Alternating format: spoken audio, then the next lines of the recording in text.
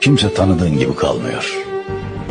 Bir gün bakıyorsun sıcacık, bir gün bakıyorsun buz gibi. Fark ediyorsun ki insanlar da değişiyor mevsimler gibi. Çünkü insan bir şeyi elde etmek için çabalar ve elde edince onu hep bir kenara atar. Gerçek değerini ise ancak kaybedince anlar. Ama gidince, ama bitince, ama ölünce.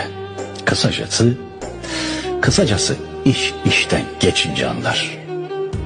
O yüzden selam olsun tuttuğu eli bir ömür bırakmayana, o elin demlediği çayda huzur bulana. Bir yerimiz varsa şu dünyada her şey insanca olmalı.